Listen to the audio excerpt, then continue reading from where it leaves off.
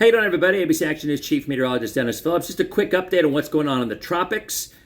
We now have a tropical storm, Idalia. Hurricane Center actually issued their 11 o'clock advisory. By the way, those advisories with new tracks are updated every 6 hours. So you get 11 a.m., 5 p.m., 11 p.m., 5 a.m. That's when the tracks are adjusted by the NHC. They had issued an advisory for a tropical depression 10 at 11 o'clock, and then the hurricane hunters were flying through, which they'll be doing all day, all night, really for the next few days, and found that it had winds of tropical storm force and a little lower pressure, so they bumped it up. The track was shifted a little bit to the east.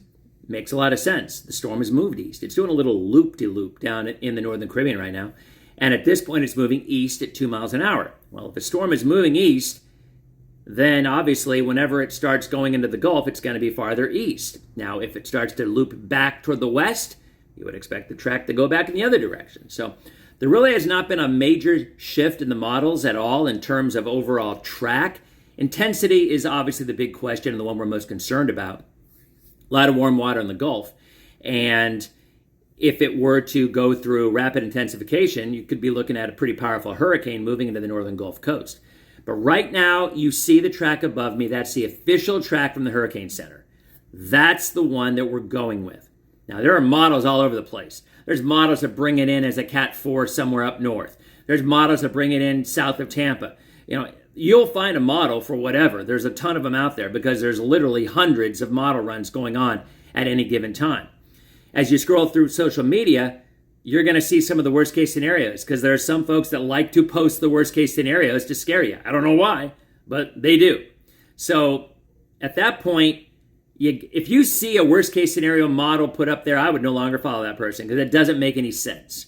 Right? Why thrive in fear? Give people what they really think is going to happen, adjust as things change because we all know weather changes, and then go from there. All right, so that's my take at least. So based on this current track, now in 6 hours, if the Hurricane Center does shift or the models show a significant change, then we'll talk about that. But why do all these what ifs? Because I don't know about you, that'd be confusing for me. If, well, this one says this and this one says this, well, which one do I listen to? I'd listen to the official Hurricane Center at this point. And again, know that there will be changes. And often, as experience tells us, there's often a shift a little bit to the east as the storm approaches Florida. It just goes with the territory. But right now, Tuesday afternoon, Tuesday evening, tropical storm force winds would start in central Florida, and then overnight Tuesday night, north central Florida, and then Wednesday morning for northern Florida. Winds greater than 39 miles an hour. Hurricane Center says this becomes a hurricane sometime Tuesday morning to Tuesday afternoon. Could be sooner, could be later. That's just the current track. Based on this track, the worst of this storm would be as a Cat 1 hurricane in the Panhandle. Do I think it could go stronger? Yeah, I do. A lot of the models are hinting at that well, that it could easily be a solid Cat 2. Some are going even higher. Perfect example. One of the better models, the newer models, the HAFS model from the Hurricane Center, from NOAA, which last year was 15% more accurate than the other models, 12 hours ago had a 950 millibar hurricane barreling into Pasco County. 6 hours later, that same model had it moving into Tallahassee.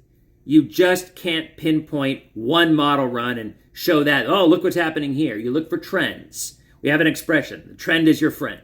So if you see a constant number of runs trending in a certain direction, then there's more validity to that forecast. But bottom line, right now, tropical storm to hurricane force winds arrive late Tuesday into overnight Wednesday and into Wednesday, depending on where landfall is. And I do want to mention one thing. You see that track, but you also see the margin of error, the cone of uncertainty. Anywhere in that cone, there is the potential that this storm could make landfall there. And that does include the northern half of the Tampa Bay area.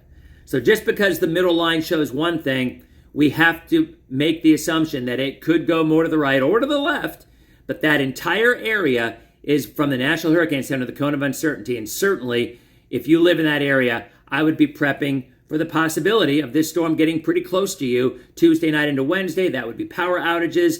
That would be water rise if you live on the coast. If you live in an area that has access to the Gulf of Mexico where surge would impact you, you have to be considered. If you flooded during Ada, if you flooded during Tropical Storm Ada, you want to keep a close eye on this one because even if that track is offshore, you could still get a significant water rise because unfortunately this hits at high tide the highest tide of the month, the king tide, Tuesday and again on Wednesday. So that's what we have right now. Again, individual spots, we'll address that as we get closer tomorrow. Once we see this storm start to go north and move into the Gulf and start to feel that tug from a trough, it's going to start to accelerate like a snowball downhill, moving faster. And that'll keep it in the Gulf for less time.